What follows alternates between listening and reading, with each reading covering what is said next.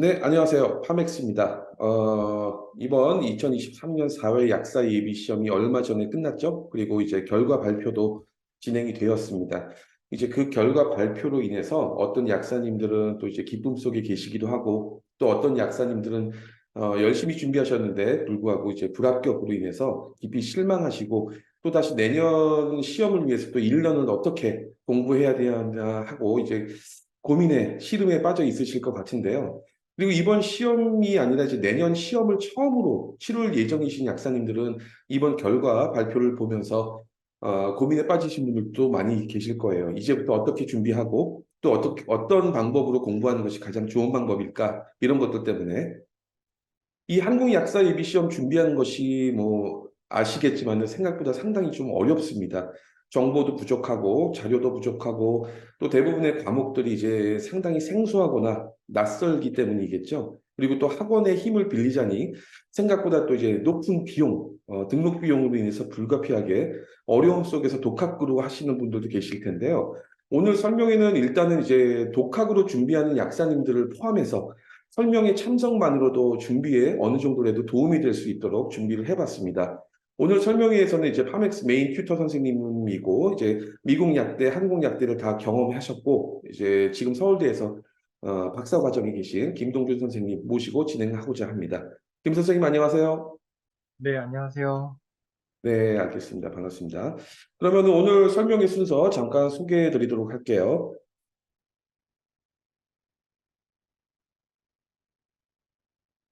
네, 첫 번째는 여기 보시는 것처럼 이제 한국 약사 예비 시험 어떤 시험일까 이 부분에 대해서 이야기를 해볼 거고요. 두 번째는 이번 4회 예비 시험에 대해서 통계, 자료 그리고 이제 기출 문제들 한번 훑어볼 예정이 있고요.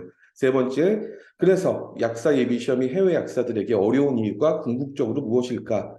네 번째, 그리고 이제 그렇다면 내년 시험에 대해서 합격 전략이 무엇일까? 이 부분이고 다섯 번째 마지막으로 이제 저희 파맥스 약사예비 시험 합격 클래스에 대해서 소개를 좀 해드리도록 하겠습니다. 그럼 첫 번째 순서 한국 약사예비 시험이란 어떤 시험일까? 이 부분은 살펴보도록 할게요. 우선 여기 보시는 과목들은 이제 약사 예비 시험 출제 과목들입니다.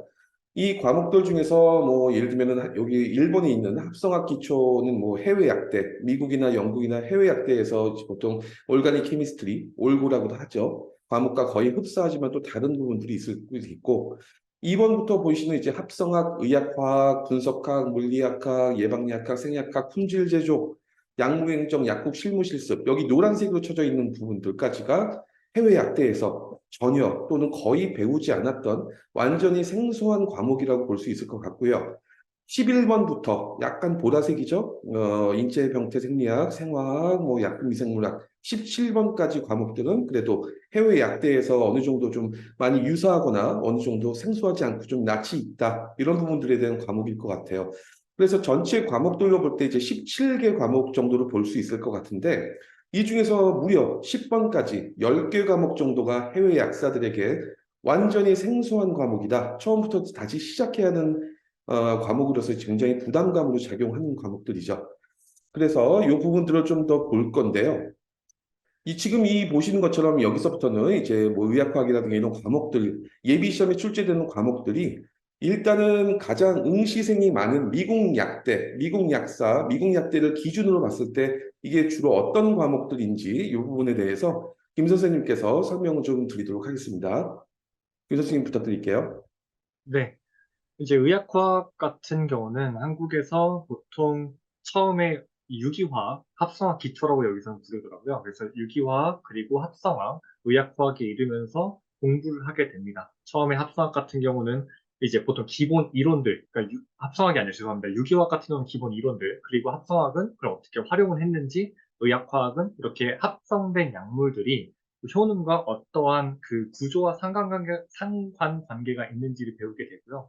한국 같은 경우는 이러한 그 약물의 기본 그 개발 과정을 포함하는 이론들을 좀 상세하게 다루게 됩니다. 그래서 미국 같은 경우는 좀 간단하게 공부한다고 알고 있고, 실제로도 그렇게 제 친구들이 제가 미국에서 2학년까지 약대를 다녔었는데 그렇게 증언을 하고 있습니다. 약작과 약동학 같은 경우는 보통 이제 파마코키네틱스, 파마코다이나믹스 포함하는 그러한 내용들이고요. 약제약은 이제 보통 약을 만들 때 첨가되는 부영제들, 첨가제들, 그런 것들을 공부하는 과목인데, 마찬가지로 미국에서는 약동학까지는 꽤 자세하게 다룬다고 저는 알고 있어요. 파마코키네틱스랑 다이나믹스 같은 경우는. 근데 약제약, 그런 부영제들을 달달달 외우기까지는 시키지 않는다고 알고 있어서 해당 과목이 이렇게 디테일한 부분에서 좀 차이가 있는 것 같습니다. 네, 다음으로 넘기시겠어요? 네.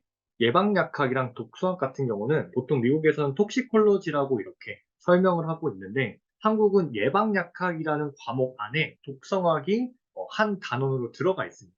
그래서 예방약학은 말 그대로 예방이라는 단어가 붙을 수 있는 거의 모든 분야에 전반적으로 걸쳐져 있어요. 그래서 되게 포괄적인 과목입니다. 뭐 약물학에서도 요 내용 조금, 뭐 또 다른 뭐랄까요, 좀 이렇게 어, 무기화. 그러니까 유기가 아닌 그런 무기 물질들로부터 올 수 있는 또 내용들 조금 이런 식으로 그런 전 총체적으로 아우르는 과목들이고요. 그래서 외국 약대 나오신 분들께 좀 생소할 수 있습니다. 뭐 어떠한 물질을 닿았더니 어떠한 질병이 생겼더라. 또 그걸 예방하기 위해서는 어떠한 약물들이 필요하더라. 혹은 병이 걸렸다면 어떠한 대비책들이 필요하더라. 그런 것에 대한 과목이고요. 밑에 인체생리학이랑 병태생리학은 뭐 여러분들께서 아시다시피 그런 과목입니다. 피지올로지, 그다음 패토피지올로지. 그래서 크게 벗어나지 않아서 이건 생략하도록 하겠습니다. 설명을.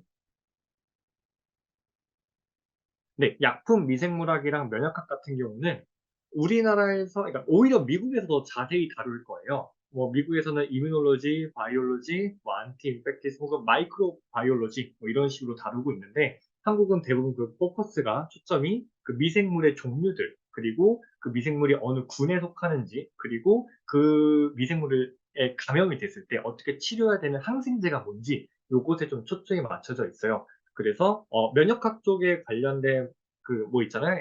MHC라든지 뭐 그 면역 물질들, 그 뭐 고체계 그런 과정들, 뭐 이제 그런 해당 관련된 뭐랄까 내용들은 그렇게 깊숙하게 문제가 나오진 않습니다. 그냥 걔네들이 어떠한 역할을 하고 있더라, 뭐 뭐랑 연관이 있더라, 혹은 더해서 이제 항생제, 뭐 기전들 아냐 모르냐 그런 것들까지 엮여서 문제가 나오고 있습니다. 절대 어렵지는 않을 거예요. 미국 기준으로 미국 보통 약대 졸업하신 분들이 많으니까 거기서 공부하실 분들께는 약국 실무 실습 같은 경우는 이름은 생소한데 내용 자체는 굉장히 친숙하실 거예요. 왜냐면 다시 한번 미국 기준으로는 보통 약국이나 병원에서 그 실습을 되게 길게 하신 분들이 많더라고요. 제 동기들 얘기도 좀 듣고 보고 하니까.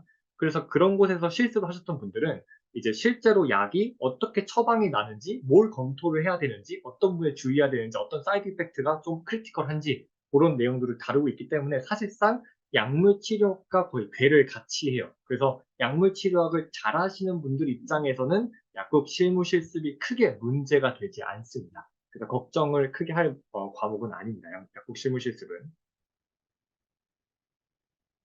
네, 양리학 마찬가지입니다. 약물학이라고도 부르고 뭐 약의 기전들을 공부하는 과목이고 이것도 마찬가지로 외국 약대 나오신 분들은 굉장히 잘하니까 넘어가고요. 약물치료학 설명 따로 안 하겠습니다. 합성학 기초는 제가 앞서서 말씀드린 오르가닉 케미스트리 혹은 유기화학으로 불리고 있고요.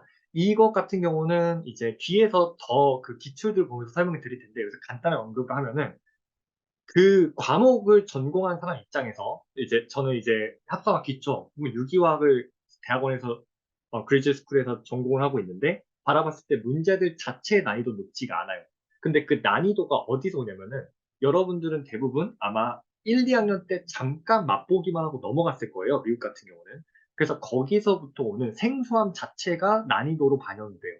그래서 그 문제가 과목 안에서의 난이도 자체는 높지 않지만 생소함 때문에 좀 어려운 과목이다라고 설명을 드릴 수 있고요. 사실상 그 기출되는 이제 예비 시험에 나오는 문제들의 난이도 자체는 여러분들이 1, 2학년 때 봤던 문제들과 크게 다르지 않을 거예요. 하지만 당연히 다 휘발이 됐겠죠.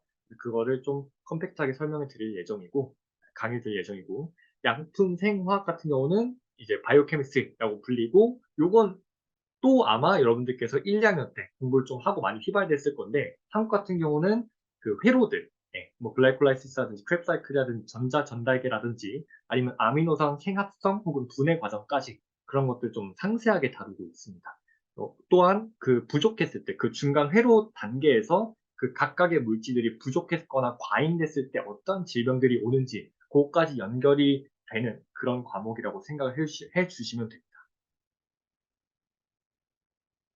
네, 여기서부터는 아마 미국에 그러니까 대학 바이 대학인데, 있는 곳도 있을 거고, 없는 곳도 있을 겁니다. 이제 물리약학 같은 경우는, 이제 어쨌든 약도 물질이에요. 이걸 약으로 만들려면 그 물질의 특성을 이해해야 되죠. 그래서 기체일 수도 있고, 액체일 수도 있고, 고체일 수도 있어요. 그래서 그것들이 그 물질 자체 특성들을 파악하는 그러한 학문입니다. 여기 안에 연력학도 포함이 되고요. 하지만 절대로 연력학 내용이 깊게 들어가지 않아요. 뭐 등적 과정이라든지 등압 과정이라든지 자유팽창이라든지 그런 것들을 가르치는 학원도 있지만 저는 거기에 크게 깊게 들어가지 않을 거고 작년에도 이제 강의에서 깊게 들어가지 않았고 실제로 그 정도 수준에서 이번 4회도 기출이 됐습니다. 그래서 그렇게 생각해 주시면 되고 참고로 연력학이라 함은 보통 이제 열과 그런 어떤 에너지 간의 상관관계를 좀 분석하는 그런 과목이거든요. 그래서 그것도 물리학과 안에 포함된다고 생각하시면 되고, 한국 약대에서는 연력학을 가르치지 않아요. 물리학을 가르치고, 밑에 의약품 합성학은 그 유기화학을 배우고 나서 이제 그 다음 배우는 과목이라 아까 앞서 말씀드렸죠. 그래서 그 이론들을 가지고 단계별로 우리가 목적하는 그 약품 구조를 어떻게 만들어 나갈지를 가르치는 과목입니다. 미국에서는 요거를 아마 깊게 배우지 않을 거예요. 바로 의학화학으로 뛰어넘어서 SAR을 가르친다고 저는 알고 있습니다. 생약학 같은 경우는 보통 생약들, 뭐 대표적으로 인삼 같은 것들, 그런 것들이 쭉 한 한국에 100여 개 정도가 있어요. 그래서 그런 것들을 지표 성분들, 그러니까 이 지표가 있으면 이건 이렇게 이런 생약이라고 부를 수 있더라 하는 지표 성분이랑 그 지표 성분들이 가지고 있는 효능들 그런 것들을 100여 개 정도를 암기하면은 단순 암기로 다 맞출 수 있는 문제들이 나오는 그런 과목입니다. 네, 분석 합쳐서 말씀드릴게요. 보통 정량이랑 정성 파트로 나뉘게 되는데 정량이라 하면은 뭐 pH, pK 관련해서 뭐 계산하고 적정하고 뭐 그런 것도 있잖아요. 혹은 뭐 섭출되고 어떠한 농도에 따라서 그런 것도 계산하는 건데 요 파트는 많이들 포기를 하는 부분이기도 하고 사실 포기해도 크게 상관없어요. 그게 문제가 많이 나오지가 않습니다. 이제 밑에 기기라 하면 이건 아마 미국에서 안 배우실 텐데 NMR 들어보셨을 거예요. 그리고 뭐 LCMS 이제 물질의 무게 같은 거를 재는 그런 기계들의 원리에 대한 그런 학문입니다. 근데 요 정성 파트는 알고만 있으면 꽤 쉽게 풀릴 수 있는 파트라서 분석에서 양 파트는 가져가지 않아도 정성 파트는 좀 가져가길 추천을 드립니다. 품질 제조 시험법은 이제 약품이 완성됐다는 게 약품이 개발이 완성됐어요. 개발이 완료됐어요. 그래서 그 개발된 거를 대량 생산해야 되잖아요. 그래서 그 약품을 공정과 공장 단계에서 어떻게 관리하고, 문서화해서 관리하고, 이 퀄리티, QC라고 하죠. 퀄리티 컨트롤. 그런 단계에 대한 문서들에 대한 내용인데, 이것도 많이 포기하시는 과목입니다. 포기한다는 게, 제가 괜찮다를 말씀드린 거예요. 저희는 합격을 하기 위함이지, 모든 과목들의 마스터가 되려는 게 목적이 아니기 때문에. 그래서 그런 과목이라고 알아주시면 되고, 미국에는 제가 없는 걸로 알고 있습니다. 약무행정 같은 경우는 포기하면 안 되는 과목이에요. 이게 생소할 텐데, 우리나라에 당연히 약사가 되기 위해서는 그 보험제도 같은 거를 빠삭하게 알고 있어야겠죠. 뭐 보험제도라든지 약국에서 약국의 경영함에 있어서 필요한 지식들, 뭐 그런 간단한 경제 관념들 그런 것들을 총망라하는 과목인데 내용이 방대하지가 않아요. 한 3일, 저희 학원에서도 한 3강 정도만 가지고 있는데 그 3강 안에 이번에 기출들이 전부 다 커버가 됐어요. 저희가 기출을 200문제 중에서 한 180문제 정도 복원을 했는데 그중에서 약무행정이 지금 확인된 게 7문제 정도 나왔어요. 실제로 한 10문제 정도 출제가 됐겠죠. 그래서 이번에 저희가 확인된 그 7문제가 전부 다 그 3강 안에 커버가 됐습니다. 그래서 양이 적은데도 불구하고 개수를 많이 가져갈 수 있는 그런 꿀 과목이다 말씀드릴 수 있을 것 같습니다. 그래서 그 행정의 원리 같은 것만 이해하면은 쉽게 풀 수 있는 과목이니까 요거는 가져가시면 좋겠다라는 과목입니다. 네, 넘겨주세요. 네. 네, 이번에는 이제 매년 예비시험 응시자가 두 번째로 많은 호주 약대 과목하고 예비시험 과목 잠시 비교를 좀 해보도록 하겠습니다.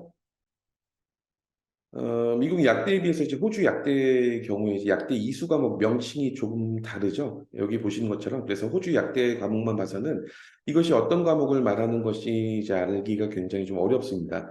호주 약사분들께서 예비 시험을 처음 준비하실 때 예비 시험 과목하고 호주 약대 과목을 비교하는 과정에서 어려워하는 경우가 많아서 좀 정리를 해봤습니다.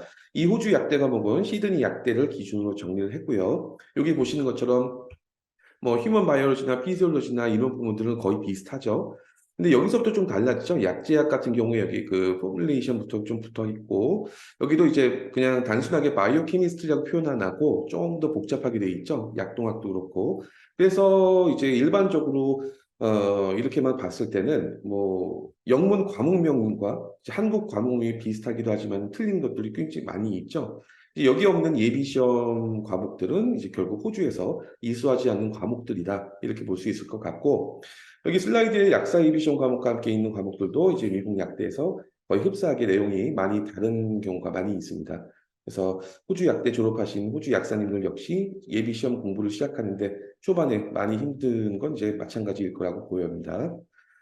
그럼 이제 그 약사 예비 시험 과목 한번 훑어봤는데요. 이것에 대해서 제 정리를 좀 해보자면 이렇게 볼 수 있을 것 같습니다. 미국, 영국, 호주 등 이제 해외 약대에 존재하지 않고 한국 약대에만 존재하는 과목 9과목이다. 그리고 해외 약대에도 거의 유사한 내용으로 학습하는 과목이 4과목. 그리고 이제 과목명은 동일하지만 세부 내용이 좀 다른 과목이 4과목. 해서 전체 17개 과목 정도 이렇게 볼 수 있을 것 같고 그 중에서 결국은 이제 그 13과목 정도는 전혀 배운 적이 없거나 배웠어도 이제 내용이 좀 다르게 그래서 다시 한번 훑어보고 공부를 해야 된다는 이제 그런 부분들이 있는 거죠. 김 선생님 그 이렇게 많은 과목들에 대해서 해외 약사님들이 이제 공부에 시간도 많이 걸리고 짧은 시간 동안 공부를 해야 되는데 이 부분에 대해서 김 선생님께서 어떻게 생각하시나요? 짧은 시간에 많은 걸 공부를 해야 되기 때문에 또한 예비고사 같은 경우는 국가 시험이에요. 그래서 깊게 한 과목을 파기보다는 전체적인 내용을 빠르고 다회독한다라는 게 좀 전략이라고 저는 생각을 합니다. 그렇게 이제 이미 아는 것들은 알기 때문에 가져가야 되고 생소한 과목들은 생소하기 때문에 공부를 해서 약 6, 70% 맞추 정도로 가져가게 되면은 되게 합격에 좋은 전략이라고 생각합니다. 빠른 시일 내에 합격할 수 있는. 네, 알겠습니다. 그러면 이제 설명의 두 번째 순서, 2023년 4회 예비시험, 이번 예비시험에 대해서 통계 자료, 그리고 이제 기출 문제를 좀 분석을 좀 해보도록 하겠습니다. 먼저 이제 이 부분은 이제 2021년부터 2023년까지 약사 예비시험 합격률 자료를 좀 정리를 해봤습니다. 2021년과 이제 2022년 요 사이에는 제 전체 합격률이 이제 많은 분들이 이미 인터넷으로 자료로서 보셨을 텐데 첫 해 이제 5.8%에서 재작년 16.4%, 작년 23.6%까지 조금씩 상승했고 금년에는 이제 27.2%까지 조금 더 올라갔죠. 그래서 4회에서는 이제 호주 약사님들의 합격률이 굉장히 좀 많이 올라갔고요. 근데 이제 여기서 어떤 분들은 계속 상승하기 때문에 내년에는 조금 더 상승하고 점점 계속 상승하지 않겠나 이렇게 예측하는 경우도 있는데요. 김 선생님이 보실 때는 어떻게 이렇게 예비 시험 합격률에 대해서 어떻게 계속 상승할까요? 어떻게 보시나요? 상승은 지금 뭐 지표들 보면 상승하고 있지만 맹점이 있죠. 왜냐하면 재수생과 이 재수, 삼수, 사수생들이 있기 때문에 상승한다고 보기는 힘든 것 같습니다. 왜냐하면 다시 보시는 분들은 당연히 그만큼 유리하고 여기 지금 들으러 오신 분들이 뭐 삼수, 사수 해서 붙으려고 오신 게 아니잖아요. 최대한 적은 횟수로 합격하려고 오신 거기 때문에 사실상 난이도는 유지가 되고 합격률도 유지가 됐다. 그러니까 새로 이렇게 시험 보려고 들어오신 분들을 감안하면은 합격률이 유지됐다고 생각하는 게 합리적인 것 같습니다. 네, 그렇죠. 여기 지금 말씀하신 것처럼 뭐 이번 시험에서 합격하신 분들 중에서 추측하기로 꽤 많은 분들이 초시가 아니라 제시였을 가능성이 높다고 보여지고요. 그래서 이제 작년이나 재작년 시험에도 응시하셨었고 이제 재수, 삼수 만에 이제 합격하신 경우가 많이 있었던 것으로 보이고요. 그 말은 예비 시험 공부를 1년 이상, 2년 이상 해오셨기 때문에 합격률이 상승한 거 아니겠냐라는 부분도 볼 수 있을 것 같습니다. 결국은 이제 예비 시험 난이도가 낮아졌다거나 해를 거듭할수록 시중에 예비 시험에 대한 정보가 점점 많아졌다. 그래서 그렇다기보다는 제시 약사님들 숫자가 많아져서 그럴 수 있을 것 같고요. 그래서 내년에는 이제 초시 약사님들의 합격률도 자동으로 상승할 것이다. 이렇게 보는 거는 그런 이제 낙관적인 예측은 좀 위험하지 않겠나 이렇게 볼 수 있을 것 같습니다. 그러면 여기서 우리가 이제 좀 주목해 봐야 될 부분들이 있는데요. 이 표는 이제 그 이번 4회 예비시험 점수 구간별 응시자 분포도입니다. 사실상 100점 미만인 경우는 뭐 준비가 충분히 되지 않은 경우이기 때문에 이런 부분을 좀 빼고 근데 이제 100점 이상인 분들 중에서 여기 좀 봐야 될 것 같은데 100점에서 110점 사이 응시자가 10% 정도 그래서 점수를 얻었다. 그리고 이제 여기 보시는 것처럼 100점에서 119점 사이의 약사님들이 총 이제 42명 정도, 27%나 분포가 되어 있고요. 이 구간에 있는 약사님들 같은 경우에는 충분히 공부를 하셨고 합격할 수 있는 이제 가능성도 충분했다라고 볼 수 있을 것 같은데 그럼에도 불구하고 아쉽게 불합격이 됐죠. 근데 이분들 중에서 거의 대부분 약사님들이 내년에 5회 시험도 이제 재도전을 하실 거예요. 그렇죠? 근데 이제 이런 경우에 작년과 같은 형태, 같은 학습 플랜, 이런 부분들로 공부를 시작하면 계속해서 그 120점이라는 커트라인을 통과하지 못할 수도 있지 않겠냐, 이렇게 볼 수 있습니다.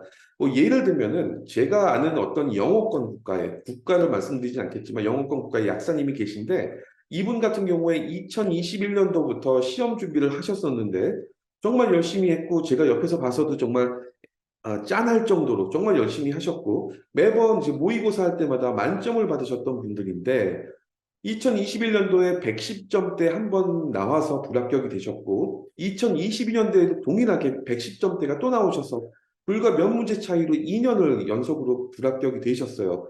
그래서 이번 시험에 겨우겨우 합격을 하셨는데 그럼 총 3년을 공부하셨는데도 불구하고 이번에 120점 간신히 넘으셨지만 어쨌든 합격을 하셨는데 그래서 그런 걸로만 봐서는 나는 충분히 3년간 다른 학생들은 1년 공부할 건 나는 3년을 했는데도 불구하고 130, 140점은커녕 121점, 120점 겨우 넘었는데 이건 왜 문제가 무엇일까? 물론 여러 가지 요인들이 있겠지만 이런 부분들에 대해서도 좀 고민을 해봐야 될 것 같습니다. 그래서 말씀드리는 거는 이번에 시험 보신 분들 중에서 정말 아쉽게 불합격되신 분들, 정말 공부 열심히 하셨는데 이런 분들 같은 경우에 과연 어떻게 공부하는 게 맞을까? 내년 시험에 나는 어느 정도 충분히 커버했기 때문에 못하는 부분들만 커버하면 될까? 이게 과연 맞는 부분일까? 이게 또 의문스러운 부분이 있을 것 같아요. 오늘 설명에 신청하신 분들 중에서 두 분께서 지금 방금 말씀드렸던 것처럼 110점 초반대로 불합격했는데 나 같은 경우에는 어떻게 공부해야 되냐? 이런 질문도 하셨었거든요. 김 선생님 같은 경우에는 이제 이렇게 몇 문제 차이로 불합격되신 분들, 내년에 시험을 다시 준비하시는데 어떤 학습 전략을 세우는 게 가장 좋다고 김 선생님이 주관적인 판단에서 생각하시나요? 제가 주관적으로 생각할 때는 이게 출제하시는 교수님들도 매년마다 중요한 것들은 반복해서 내십니다. 근데 그 반복되는 그러니까 문제의 비율이 그러니까 이번에 복원된 기출들을 기준으로 생각을 해봤을 때 10문제가 있으면은 약 6, 그러니까 딱 60%가 합격 기준이잖아요. 그래서 약 60%가 보통 우- 중요하고 대부분 다 아는 문제들을 이렇게 내신다는 느낌을 받았거든요. 그래서 그 중간 라인이 가장 퍼센트테이지가 많지 않나라는 느낌을 받았습니다. 사실상 그 10문제 중에 4문제는 이거는 너네 못 맞출 거야 라고 이미 상정하고 내는 문제들 느낌이 강했어요. 그렇기 때문에 처음부터 끝까지 그 시험날까지 공부를 할 때 역시 제일 중요한 거는 자기 공부고 더하기 그 자기 공부란 게 뭐냐? 데일리 과목들, 즉 단순 암기 과목들 그거를 끌고 가는 게 맞춤 문제들을 다 맞추겠다라는 마음으로 이제 다 이제 새롭게 해서 그러니까 끝까지 가져가는 게 중요하다고 생각을 합니다. 그렇게 되면은 이제 보통 130개 그 안팎으로 합격하시는 분들 이렇게 합격을 하시더라고요. 그래서 이 불합격하신 분들도 다시 시도하시는 분들도 그렇게 전략을 다회도를 기준으로 처음부터까지 데일리 과목들 그리고 이제 단순 암기 과목들, ER 과목들 당연히 이해를 하고 그렇게 가져가는 전략이 최선의 전략인 것 같습니다. 네, 알겠습니다. 그리고 이제 오늘 설명에 참석하신 분들 또는 이게 이후에 이제 영상으로 저희 유튜브 채널에도 업로드가 될 텐데 그런 분들 중에서 파맥스 수강생들 이번 제 4회 예비 시험에 대한 결과가 어땠냐 이런 부분에 대해서도 이제 궁금하신 분들이 꽤 계시더라고요. 정리를 하자면은 저희 파맥스 4회 약사 예비 시험 프로그램 5회 말고 4회 프로그램 같은 경우에는 사실 이번 2023년 1월 중순에서 말 사이에 런칭을 했어요. 그 전부터 준비를 좀 했고 그러다 보니까는 사실 시험 한 5개월 정도 남겨놓고 시작을 했습니다. 그래서 저희 그 당시에 1, 2월 달 금년 봄부터 들어오셨던 수강생분들 중에 거의 대부분 학생들이 금년보다는 내년 시험을 목표로 해서 미리 공부한다는 개념으로 들어오신 분들이 대부분이셨어요. 그래서 시험은 경험 삼아 보자. 이렇게 목적으로 진행하셨었는데, 이제 또 저희 프로그램은 이제 단과형으로, 각 과목별로 한 개, 두 개씩 이렇게 등록해서 공부하시는 게 굉장히 좋게 돼 있다 보니까, 저희 수강생분들 중에서 단과식으로 공부하고 몇 과목만 등록하신 분들 중에서 이번 시험에 합격하신 분들이 꽤 계세요. 그런데 저희는 이제 그런 분들은 저희 풀 패키지 프로그램 등록생이 아니기 때문에, 그런 분들은 저희가 저희 실적에서 뺐습니다. 이제 뺐고, 저희 파맥스 풀 패키지 프로그램 중에서 4, 5개월, 4개월 정도 공부를 하셔가지고, 실질적으로 합격하신 약사님도, 합격생도 배출을 했고, 굉장히 고득점으로 합격하셨어요. 그리고 다른 약사님들, 풀 패키지 다른 약사님들도 여러분들이 거의 절반 가까이 분들이 뭐라고 해야 될까요? 아쉽게, 아까 여기 보시는 것처럼 100에서 119점 사이의 숫자에서 점수를 획득하셔서 저희도 굉장히 만족했지만 그 약사님들도 굉장히 만족했다. 불합격 됐는데도 그렇게 볼 수 있습니다. 이제 저희도 기대를 사실 별로 안 했거든요. 너무 짧은 시간이라서. 그래서 저희 파맥스 프로그램이 어느 정도 짧은 기간이었지만은 증명이 되어 있지 않느냐, 이렇게 좀 볼 수 있다고 보입니다. 그러면 이제 다음 슬라이드. 이제 4회 시험에서 출제되었던 과목별 기출문제에 대해서 한번 같이 알아볼 건데요. 여기 보시는 것처럼 이제 매년 교시별 배치되고 있는 과목입니다. 시험 과목. 아주 일부를 제외하고는 거의 교시별 배치는 이제 2, 3년 동안 변동이 없죠. 그래서 작년에 비해서 이번 연도에 뭐 전반적으로 체감 난이도가 살짝 상승했다. 이런 평가를 받기도 하고요. 예전 시험들에 비해서 뭐 단답형 문제들이 감소했고, 이제 작년에 비해서 특히 2교시 과목, 아마 시험 보신 분들 몇 분들은 아실 거예요. 품질 제조 부분들이 난이도가 높아졌다. 그리고 1, 3교시 과목들 중에서 주요 파트, 이제 이외의 주변 파트들에서 출제 비중이 좀 더 높아졌다. 이런 것들이 이야기가 나오고 있습니다. 그러면 이제 본격적으로 기출문제를 한번 훑어볼 건데요. 1교시부터 3교시까지 각 과목별 기출문제 중에서 시간 관계상 주요한 과목들, 문제들, 그 다음에 주요한 문제들 위주로만 훑어보도록 하겠습니다. 전체적인 예비시험에 대한 스타일과 유형, 난이도, 뭐 이런 부분들 위주로만 느껴보시면 될 것 같아요. 김 선생님 정리 부탁드릴게요. 네. 우선 뭐 제가 지금 여기서 모든 과목들의 문제들을 해설을 드릴 건 아니고 시간도 관계상 불가능할 뿐더러 네, 이걸 제가 다 커버를 할 수 없습니다. 그리고 지금 보시면은 물리학학 11문제 중에서 여기 네 문제 같은 경우는 제가 그 강의 안에서 이미 짚어줬던 문제들이고 학원에서 제공되는 그런 자료들 안에 다른 문제들도 한 번씩은 다 언급이 됐던 그런 문제들입니다. 그래서 물리학학 같은 경우는 느낌상 그렇게 어렵지 않았어요. 밑에 보시면은 G는 G 플러스 RT, L은 Q 같은 경우도 그 연력학 문제이긴 하지만 그 뭐 다른 학원에서 좀 말씀드리기 조심스럽긴 한데 말하는 것처럼 등학과정, 등적과정 뭐 그렇게 자세하게 공식 막 열 몇 개 외우고 그런 문제가 전혀 아니었다는 점을 짚고 싶습니다. 왜냐면 보통 연력학에서 많이 걱정을 하시더라고요. 왜냐면 연력학이 아닌 파트는 자료가 좀 많이 좀 풀려 있고 좀 봤을 때 알아듣기 쉬운데 연력학은 깊게 들어가면 들어갈수록 하나 자체가 한 과목이고 보통 막 수능 문제까지 끌어와가지고 공포감을 조성했다라고 조성된 경우를 봐가지고 그래서 하지만 그 정도는 절대 아니었다 난이도가 말씀드리고 싶습니다. 네, 넘겨주세요. 네, 생화학 같은 경우는 평이했어요. 딱 보자마자 요번 주어지는 그 자료들, 학원에 주어지는 자료들에 그냥 보면은 다 공부를 했다면은 평이하게 보고 맞추고 할 수 있는 문제들이었고, 저도 체감상 이거를 공부했었으면 19개 중에서 한 15개, 16개는 맞출 수 있었다라고 느꼈어요. 뭐 ADA 결핍이 있을 때 일어날 현상은 외년 결핍 증상, 뭐 갈락토세미아 인해서 일어날 수 있는 증상은 백내장, 이런 것들은 되게 티피컬한 문제들이거든요. 매년마다 기출이 아니라 예상 문제로 또 몇 번씩 언급하기도 하고 주어진 자료에도 다 강조가 되어 있는 그런 문제들입니다.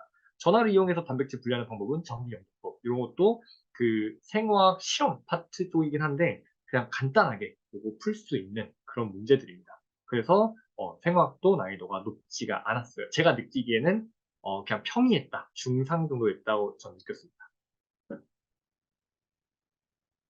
네, 인체생리랑 병태생리 같은 경우는 이제 이것도 마찬가지, 이거는 여러분께서 그냥 보시면 될 것 같아요. 대부분 다 이제 외국 약대 나오신 분들 중에서는 그 임상 쪽을 열심히 공부하신 분들이 많기 때문에 딱 봤을 때 난이도가 이건 절대 못할 것 같은데 하는 문제들이 없어요. 뭐 다음 여성 호르몬 중 여성 자궁 내막을 죽게 만들어 착상이 잘 되게 준비 역할을 하는 것은 뭐 에스트로겐과 프로게스테론, 의자의 분비를 촉진하는 것은 CCK, 그죠? 콜레카시토키닌, 칼시키닌, 맞죠? 운동할 때 심전도 변화를 묻는 문제, QRS가 깊어진다, PR 기가 길어진다 등, 그러니까 요런, 그 보기들 중에서 고르는 그런 문제였거든요.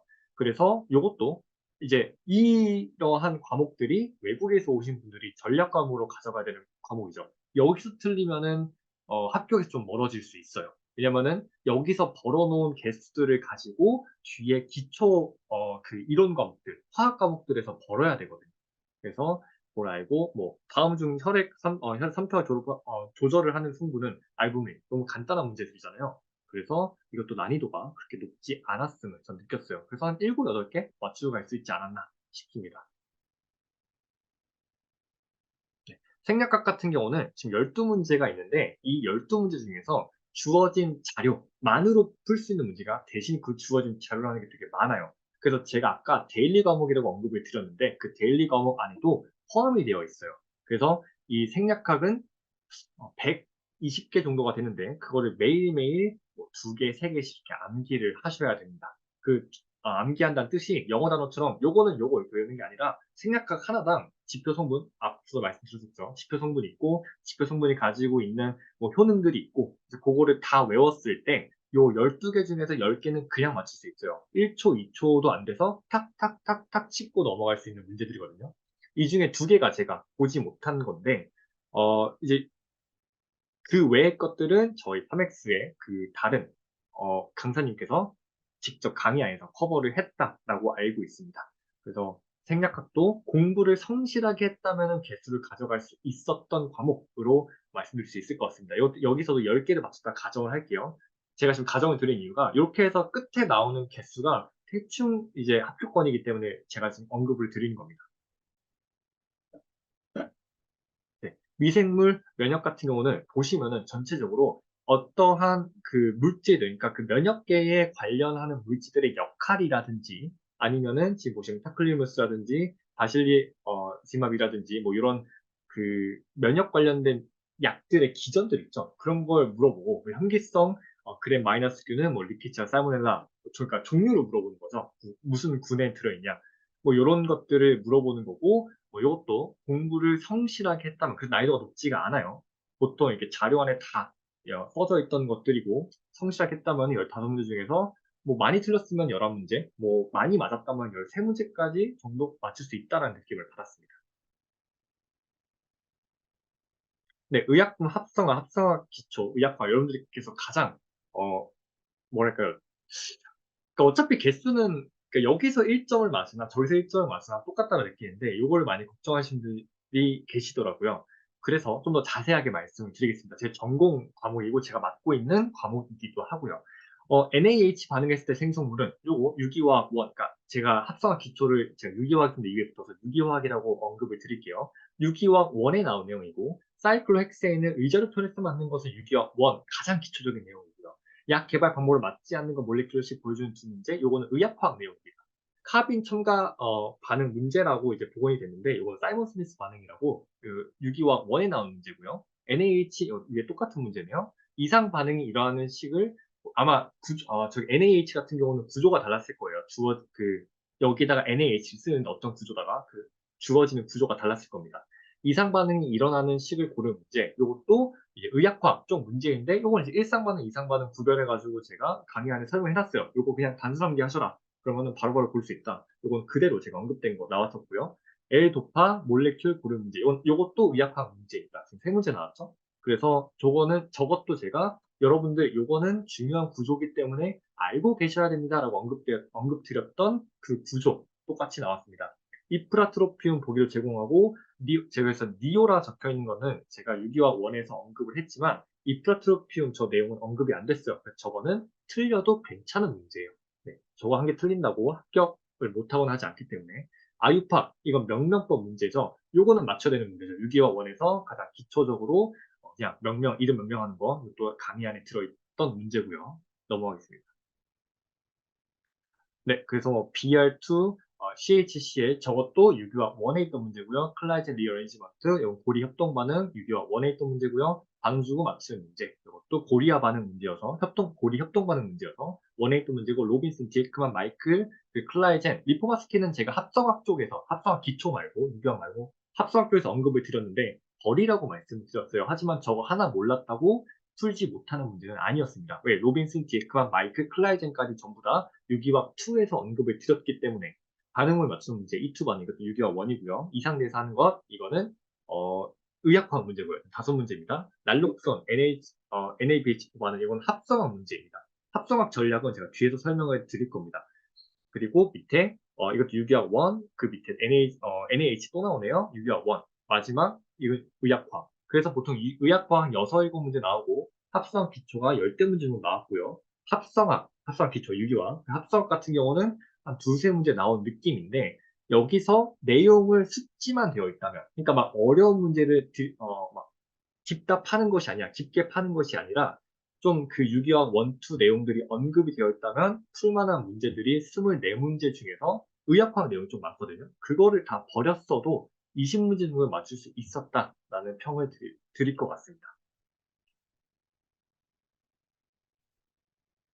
네, 약제학 같은 경우는 보통 물리약학이랑 같이 가게 되는데, 그 물리약학은 이론적인 부분을 맡아요. 그러니까 아까 제가 뭐 기체, 고체, 액체의 그런 어떤 특성들을 공부한다고 했잖아요. 그래서 그걸 가지고 약제학은 약을 만들 거예요. 그래서 약을 만들 때 필요한 기술이라든지 기계라든지 혹은 부영제라든지 방법론이라든지를 언급하는 건데 요거는 주어지는 자료 안에 다 들어있고 13문제 중에서 그걸 성실하게 공부하셨다면 11문제, 10문제 정도는 맞출 수 있었습니다. 요거 다 나왔던 그런 내용들이거든요. 그래서 그렇게 평을 드릴 수 있을 것 같아요. 네, 의약품 분석학, 그러니까 분석화학이죠. 아까 분석약학. 그래서 거기서도 요 다 정성 파트 문제로 느껴지죠. 그리고 뭐 H2PO4 주고 pH7 이것도 정량처럼 보이지만 완충 용량의 정의를 알고 있느냐라는 그런 정성적인 문제였어요. 그래서 밑에는 뭐 기기 문제도 나왔고요. 물론 당연히 네 문제가 나오지 않았겠죠. 그건 좀 덜 된 것 같은데 뭐 많이 나왔어도 한 8, 7문제 나온 거 같고 정성 파트를 제대로 공부를 했다면 여기서도 세 문제 뭐 반타작했다고 가정을 할 수 있을 것 같아요. 네, 품질 제조 같은 경우는 제가 당당하게 그냥 다 찍으시라고 보통 말씀을 드립니다. 왜냐면은 여기서 이제 여러분 앞에서 이런 대놓고 얘기가 좀 민망하지만 품질제조 같은 경우는 내용이 문서들에 대한 내용이기 때문에 내용이 굉장히 방대해요. 그리고 우리나라에서 이 품질을 가르칠 수 있으신 분이 극히 드물어요. 왜냐하면 공장 관련 내용들이기 때문에 또한 내용도 굉장히 방대합니다. 그러니까 다른 과목에 공부해야 되는 다른 과목에 비해서 아까 합성학 기초 문제 거의 17문제, 18문제 나왔는데 제가 23강 안에 끊었어요. 거기 안에서 다 커버됐던 문제들인데 품질제조 여러 문제 맞추려면은 아까 어렵게 나왔다고 했잖아요. 여기 시험법들을 다 외워야 되는데, 그러면은 여러분들 품질제조 교과서 전공책 두꺼운 거 다 공부하셔야 되거든요. 그거 전체가 전부 다 시험법에 관한 내용이에요. 그거 11문제 다 맞추자고 그거 전공책 다 공부하는 건 말이 안 됩니다. 지금 그렇다고 해서 중요한 것들을 뽑을 수 있느냐? 제가 문제들을 하나하나 봤는데 경향성이 없어요. 그러니까 경향성이랄 것이 없어요. 여기저기 산재에 있거든요. 그렇기 때문에 11문제 그냥 쭉 밀면은 어차피 보기 4개이기 때문에 그 4분의 1 맞춘다고 썼을 때 3문제 혹은 뭐 2문제 맞췄다 가정하고 넘어가겠습니다. 네. 약물치료학 약국 실무는 이거는 다른 의미에서 설명을 안 드릴 거예요. 여러분들이 한번 보시면은 난이도 진짜 쉽다라고 느끼실 거예요. 뭐 9세 이하 소아 사용하면 안 되는 것은 다음 주 임산부 1급 1등급 금지의 약물은 뭐 스코폴라민, 패치, 보형, 지도로 맞는 것은 여러분들 미국 기준으로 말씀드리는데 미국 아니신 분들도 외국 약대에서 임상 과목을 열심히 공부하셨다면 혹은 거기서 면허를 이미 따셨더라면 모두에게 해당되겠죠. 그냥 툭툭툭 하고 풀 수 있는 문제예요. 요건 22문제 다 맞춰야 합니다. 여기서는. 약국 실무, 그래서 내용이 거의 똑같아요. 약물 치료학이랑 약국 실무랑. 여기서는 22문제를 다 맞췄다라고 저희가, 혹은 뭐 실수해서 2문제를 까졌다라고 가정하고 넘어갈게요. 20문제로. 네. 예방약학 독성학. 요거는 이제 준비하기가 굉장히 난해하고 어렵고 그 유기화, 그러니까 아까 합성학 기초 다음으로 걱정하는 과목인데 그럼 내용이 방대하고 막 중구난방하니까. 근데 요거는 저희 학원의 좀 장점이라고 생각을 해요. 요 과목을 되게 제대로 강의를 찍으신 약사님이 계시거든요.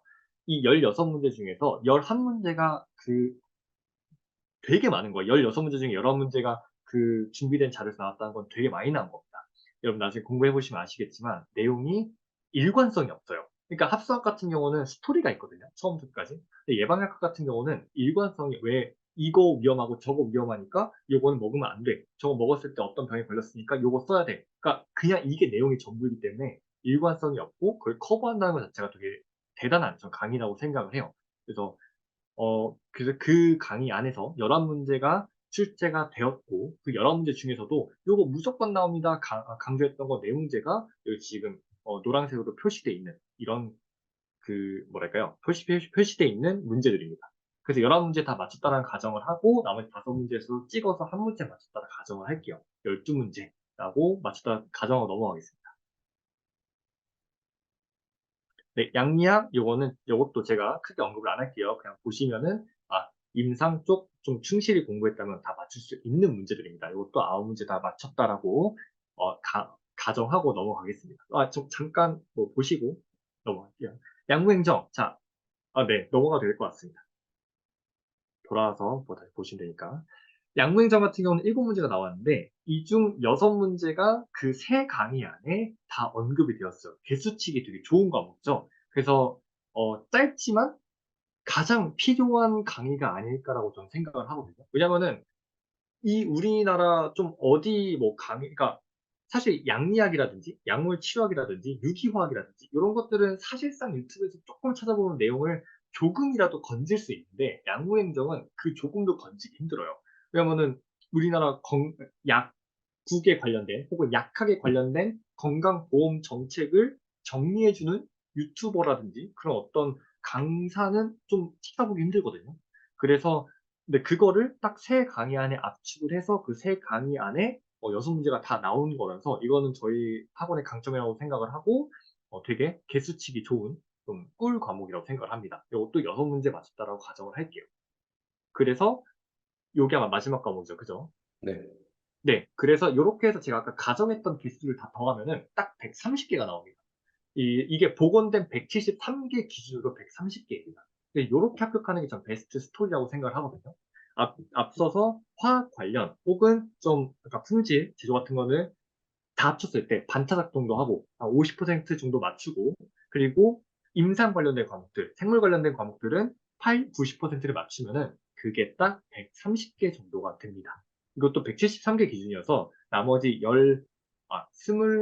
27문제까지 합치면 개수가 조금 더 올라가겠죠. 그래서 103, 그래서 아까 합격하셨던 그 케이스가 이렇게 합격하셨던 케이스입니다.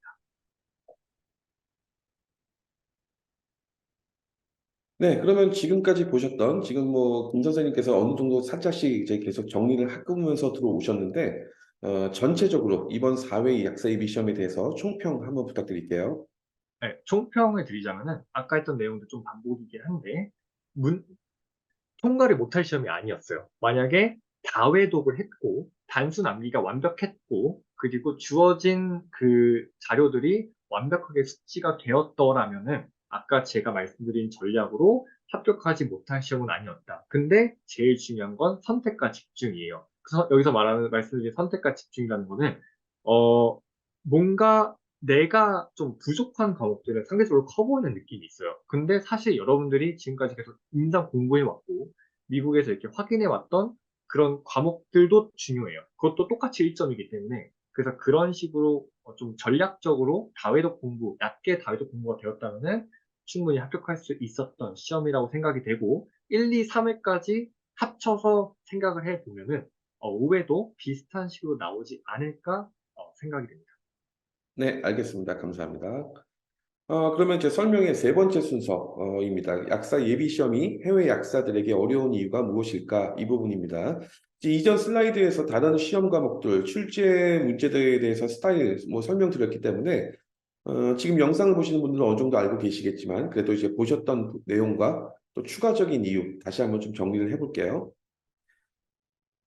첫 번째로 이제 이전 슬라이드에서 말씀드렸듯이 거의 약사 예비시험 출제 과목의 70% 가까이가 해외 약대에서 학습하지 않은 과목들이다. 이제 그래서 물론 이제 일본 약대의 경우에 그나마 이제 한국 약대 과목들과 거의 중복되거나 유사한 과목들이 가장 많지만 예비시험을 치르는 응시생들 중에서 미국, 영국, 호주 응시생들이 이제 가장 많기 때문에 대부분이 가장 이제 어려워할 수밖에 없다. 이렇게 볼 수 있을 것 같고요.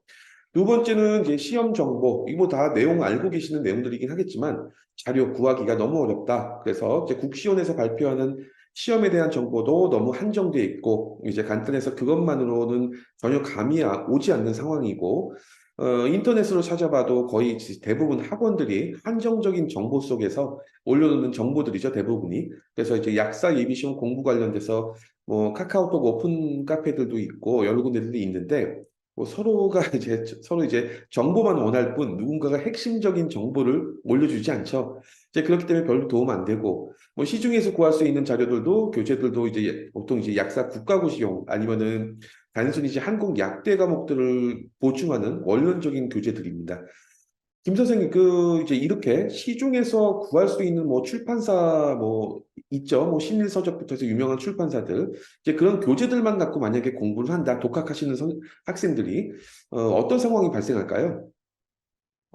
물론 시중에 있는 그 문제들도 공부를 해야 돼요. 근데 그 시중에 있는 문제들만으로는 사실 어려운 게 사실입니다. 아까 뭐 문제들을 쭉 보셔서 아시겠지만, 뭐, 이렇게 생물 과목까지는, 뭐, 임상 관련 과목들까지는 내가 준비가 잘 됐어. 오케이. 근데 나머지 아까 뭐 약국 실무실집이라든지 그런 것들은 사실 시중에서 찾아보기가 어렵거든요. 문제도 거의 없을 뿐더러 기본 개념들이 이렇게 좀 짜임새 있게 정리된 걸 봐야지. 그러니까 공부를 하는 것도 중요하지만 공부를 효율적으로 하는 것도 중요해요. 그러니까 똑같은 100의 내용을 공부한다고 했을 때 어떤 분은 그 100에 도달할 때까지 한 달이 걸리고 어떤 분은 아까 3강 안에, 그러니까 3일 안에 공부를 끝냈어요. 근데 이거는 다른 과목 공부에도 영향을 주게 되거든요. 그래서 시중에 있는 것들로만 공부를 이론적으로는 가능하지만 시간상의 문제로 힘들 거라고 저는 생각해요. 네, 알겠습니다. 이제, 그래서 뭐 사실 예비시험 합격을 위해서, 어쩔 수 없이 불가피하게 전문 학원을 통해서 정보와 자료를 얻는 것이 더 수월하고 효율적이지 않을까, 이 생각은 합니다. 세 번째로, 많은 수의 응시자들이 이제 시험 준비 기간이 너무 짧다는 것입니다. 이 시험에서 이제 올인해서 모든 시간과 노력을 투여하는 분들도 계시긴 하는데 생각보다 많은 분들이 현재 직장을 다니시거나 다른 일을 병행하시면서 공부를 하시는 경우가 많이 있습니다. 그래서 그러한 분들은 이제 올인하는 분들보다 더 시간이 더 필요하니 아무래도 당연히 미리 공부를 시작해야겠죠. 그런데 이제 미국 약사 같은 경우에 나플렉스 5월 달 정도에 끝나고 MPJ까지 5월 말까지 끝낸 뒤에 한국에 올 시점이 보통 여름, 가을, 보통 가을 정도가 제일 많죠. 그럼 영국이나 호주 약사님들 같은 경우에도 겨울에 시작하는 경우가 제일 많이 있는데 이렇게 되면은 이제 공부 기간이 거의 6개월 이하가 돼버리기 때문에 이 기간 갖고는 사실 우리 김 선생님께서 말씀하신 내용들도 그렇지만 6개월 만에 공부를 전체적으로 한다는 게 굉장히 쉽지가 않습니다. 그래서 미리미리 최대한 단 하루라도 빨리 시작을 해야 된다. 이렇게 볼 수 있을 것 같아요. 자, 그러면 이제 설명에, 이제 이 바로 전 섹션, 바로 전에 말씀드렸던 걸 대비해서 그렇다면은 이 약사예비 시험 합격 어떻게 해야 될 것인가에 대해서 한번 좀 알아볼게요. 이제 역대 약사예비 시험 합격자들 이야기를 토대로 해서 정리를 한번 해봤습니다.